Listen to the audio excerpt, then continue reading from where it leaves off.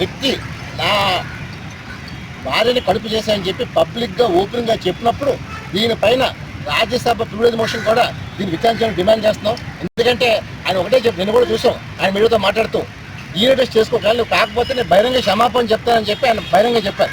మరి చిన్న విషయాన్ని ఎందుకు పెద్ద చేసి అర్థం కావట్లేదు. ఇది ఎక్కడో జరిగితే ఆయన విజయసాగర్ వచ్చి విశాఖపట్నం ప్రెస్ మీట్ పెట్టడం అనేది ఇది చాలా అవమానం. ఎందుకంటే ఆయన ఖండించాలని ఢిల్లీలో ఖండించచ్చు, కేవలం విశాఖపట్నం ఎందుకు పెట్టి మాకు అర్థం కావట్లేదు.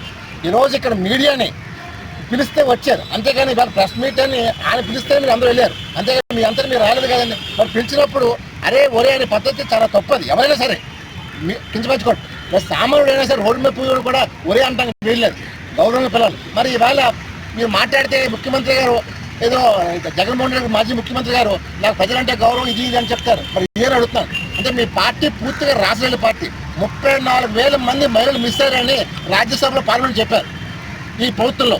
మరి అంటే మహిళలు ఏమవుతున్నారని మేము అడుగుతుంటే గతంలో మేము పడుచుకోలేదు. మేము ఒకటే కోరుతున్నాం, విజయసాయి రెడ్డిని వెంటనే రాజ్యసభ ఎంపీగా బర్తరఫ్ చేయాలి. ఆయన చేసిన అనుచిత వ్యాఖ్యలు తీవ్రంగా క్షమాపణ చెప్పడం డిమాండ్ చేస్తున్నాం. ఇలాంటి వ్యక్తి విశాఖపట్నంలో ఆయన అన్నారు, భీములు వెళ్తే ఏం దోచుకున్నారో అని రమ్మనండి, భీములు ప్రజలు చెప్తారు. వాళ్ళు భయపెట్టి అధికారం ఉందిగా భయపెట్టి దోచుకున్నారు. ఇంకా రోడ్డు ఇంకా అయిపోయినాయి.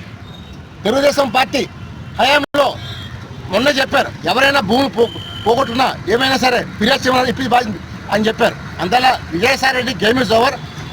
ఇంకా నీ గేము ఆట వేట మొత్తం అయిపోయింది. ఇంకా జనాలు చెప్పులతో కొడతారు. రాజ్యసభ ఎంపీ కూడా పోయి శాశ్వతంగా జైల్లో అమలు చేస్తున్నారు. అంతా ఇప్పటికైనా సరే మీడియాకి మహా న్యూస్ వంశీ గారికి క్షమాపణ చెప్పని చెప్పి డిమాండ్ చేస్తున్నాం.